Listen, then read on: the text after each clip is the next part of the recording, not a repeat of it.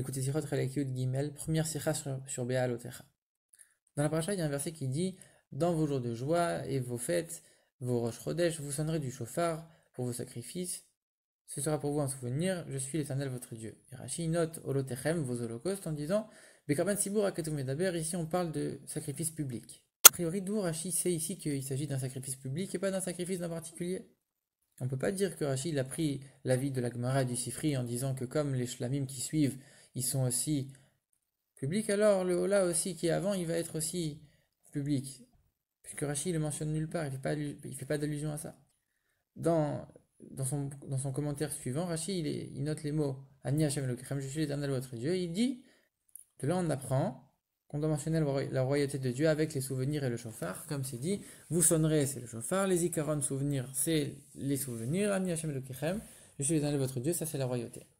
Mais on sait que Rachid n'est pas là pour expliquer des halachot, pour des lois ou des allusions. Rachid est là pour expliquer le sens simple. Donc qu'est-ce qui n'est pas compréhensible dans ce verset pour que Rachid vienne donner une explication? A priori, le verset il est compréhensible. On doit sonner du shofar pendant tel et tel jour. Et pourquoi il y a besoin d'une explication particulière? En plus de ça, on a déjà vu que quand Rachid écrit, que quand c'est écrit dans la Torah Ani Hashem Elohim, Rachid a déjà expliqué. Ça veut dire Dieu, il dit je suis fidèle pour payer la récompense. Comme on a déjà vu il y a quelques semaines dans la parashat Emor. Donc partout, ça doit être cette signification. Pourquoi ici, Rashi, il n'explique pas ça?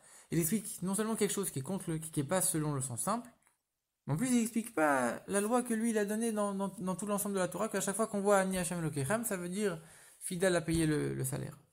Et encore une autre question, Rashi il précise à la fin de son commentaire, etc. verroulé, pourquoi il le donne sans expliquer, on ne sait pas à quoi ça fait allusion. On va d'abord comprendre tout ça en expliquant une grande question, parce que Rashi est là, comme on l'a dit, pour expliquer le sens simple, et là il y a une question du sens simple que Rashi ne répond pas. Une question à laquelle Rachid ne répond pas. C'est très, très étonnant. Le verset, il dit Uviam Simchatrem, vos jours de joie. Mais c'est de quel jour de joie qu'on parle ici? Si tu me dis c'est les fêtes, c'est pas possible. On dit Uviam Simchatrem, Moadechem, vos jours de joie et vos fêtes. Donc tu vois bien que les fêtes, elles sont mentionnées après. Donc c'est quoi les jours de joie dont on parle juste avant? C'est quoi? Alors le Sifri dit c'est le Shabbat. Mais Rachid, il n'est pas d'accord avec ça. Non seulement il le dit pas, mais il peut pas dire ça, Rachid. C'est pas selon le sens simple. On n'a nulle part vu que le Shabbat s'associe à la joie. La joie, c'est Yom Tov, c'est les fêtes. Shabbat, c'est pas associé forcément à la joie. On peut pas dire non plus que c'est une joie particulière de quelqu'un qui voudrait offrir un sacrifice.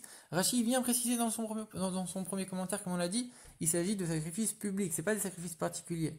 Alors, à quoi ici font allusion ces jours de joie? Alors, et si Rachid ne dit même pas à quoi ça correspond, c'est que ça doit être quelque chose de tellement évident que Rachid n'a même pas besoin de le mentionner. En vérité, quand on regarde le verset qui précède, on voit un début de réponse. Le verset qui précède, il dit « Lorsque vous serez en guerre avec l'ennemi qui vous attaque, etc., vous allez sonner du shofar et Dieu va vous sauver de vos ennemis. » Et donc du coup, comme les deux versets sont collés et qu'on dit « Ou viyam simchatrem » et vos jours de joie, on comprend que de la même manière qu'on doit sonner à ce moment-là, dans nos jours de joie, etc., on doit aussi sonner. Mais comme les deux versets se suivent, on comprend que c'est quoi le jour de joie ici? C'est le jour où on va vaincre l'ennemi. De la manière la plus simple, ça veut dire le jour où on va gagner la guerre. Et pourquoi c'est des sacrifices publics? Parce que justement, c'est la guerre, gagner la guerre, ça concerne l'ensemble du peuple. Alors du coup, ici, c'est un sacrifice qui concerne tout le monde, donc c'est un sacrifice public et pas particulier. Et comme le verset qui précède, il vient de dire quoi? Vous allez sonner du shofar et Dieu va vous sauver. Donc ici, on vient de dire que Dieu il est fidèle à payer la récompense. Si après, dans le verset d'après, on répète Ani Hashem Elohim, c'est pas possible qu'on est en train de répéter encore une fois, et ben Dieu il est encore fidèle à payer la récompense. Forcément que ici, cette expression Ani Hashem Elohim, elle vient apprendre quelque chose de nouveau. Et c'est pour ça que Rashi il explique de manière différente. Parce qu'en vérité, cette expression, elle en plus, elle vient nous apprendre une halakha. Que quand on a le sujet de zikaron, de souvenirs et de shofar, on doit mentionner aussi la royauté de Dieu. Maintenant, on voit que l'ordre que Rashi donne et l'ordre du verset, c'est pas le même. Rashi dit d'abord Malchuyot, la royauté, après le souvenir et après le shofar. Alors que le verset dit l'inverse. D'abord le shofar, après le souvenir et après la royauté. Et ça, en fait, Rashi répond en faisant allusion dans son etc. Etc., ça veut dire c'est la suite du commentaire du Sifri qui dit que les Rachamim, ils ont dit d'abord on doit faire couronner Dieu, après donc le Malchuyot, la royauté, après Dieu va se souvenir de nous par le fait qu'on va prier, et après avec quoi on va le faire? Avec le shofar.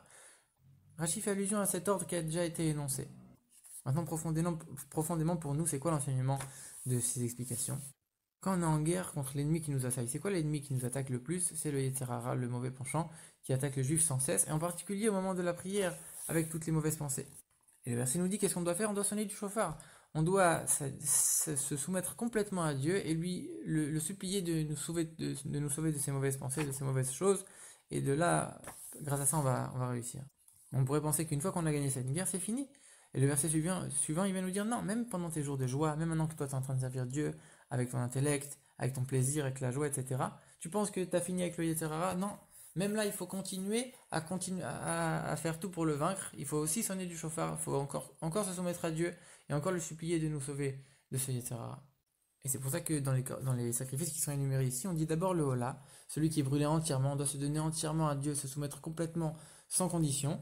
Et après le Shlamim, celui qui est partagé entre Dieu et les hommes. Là, après, on peut commencer à avoir notre partie dans le service de Dieu avec l'intellect, avec le plaisir, etc. Mais d'abord, il faut se donner entièrement.